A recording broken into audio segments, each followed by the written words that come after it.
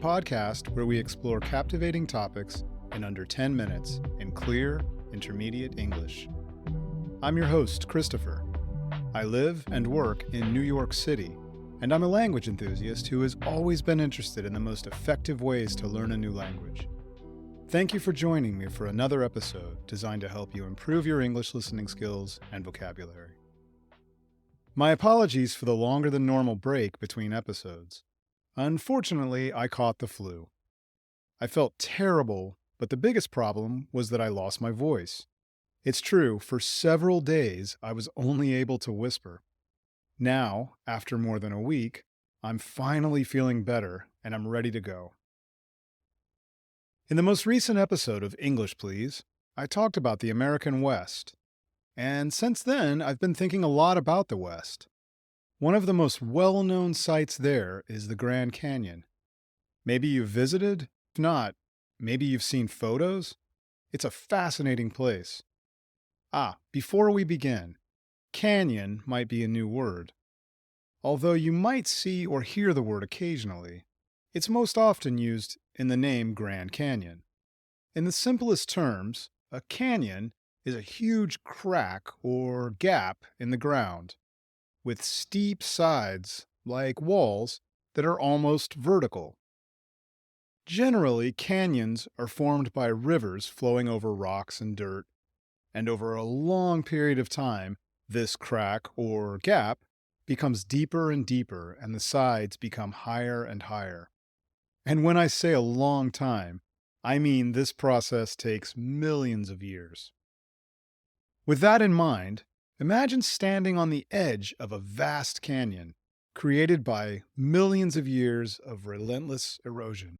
There are layers of colorful rock, with each layer representing a kind of chapter in the Earth's story. Looking at this incredible sight leaves you breathless. This is the Grand Canyon, a natural wonder that is absolutely unforgettable. The amazing history of the canyon isn't just something you read about either. You can see this history by looking directly at the rocks. The Colorado River has been creating this deep canyon for over 6 million years. As you walk down into the canyon, each layer of rock tells a different story about the past. For example, you'll see an ancient seafloor that has turned into shiny rocks. Evidence of this ancient seafloor was visible in the form of fossils that include shellfish-like creatures. The presence of these fossils, along with the composition of rock layers themselves, tells geologists that the area was once entirely underwater. You'll also find colorful layers of sandstone. Sandstone is a type of rock made from tiny sand particles pushed together over millions of years. The Grand Canyon has several layers of sandstone, and simply put, these layers of sandstone each represent a different time in the history of the Earth, and you can identify them by their colors. It's incredible to see. Aside from being beautiful, the sides or walls of the Grand Canyon support many plants and animals. For example, there are desert plants that thrive there, as well as majestic and enormous birds called California condors that fly above the Grand Canyon.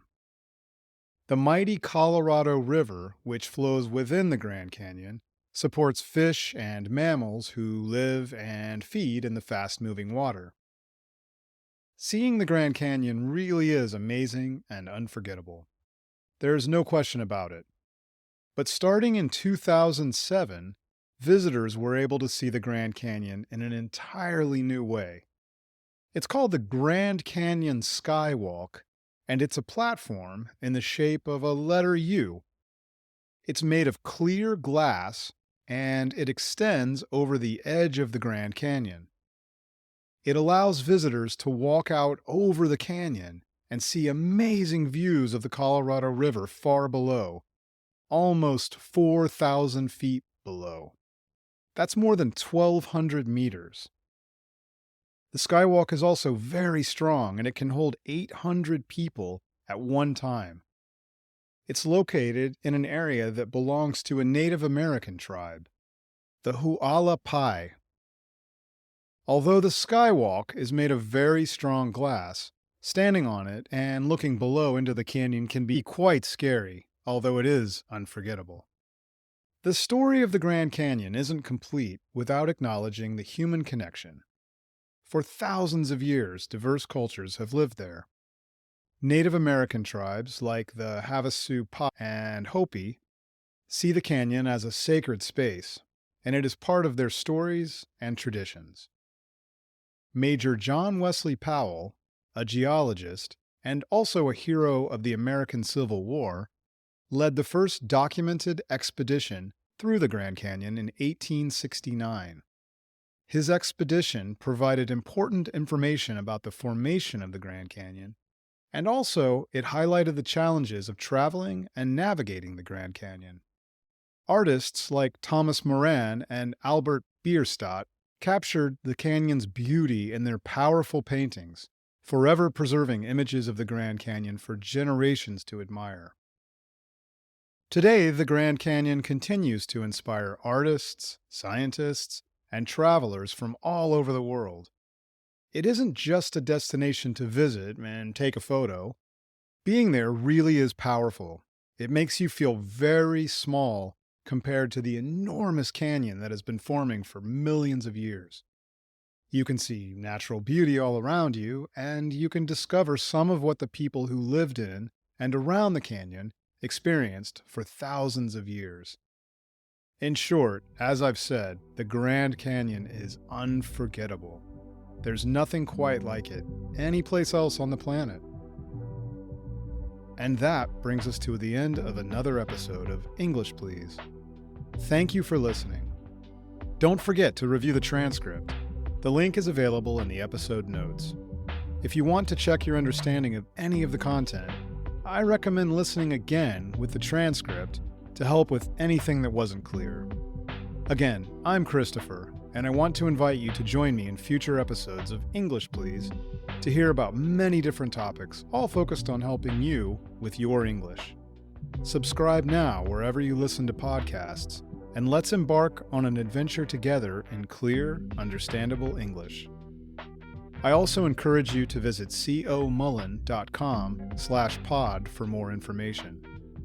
Thanks for listening. It really is great to be back. See you soon!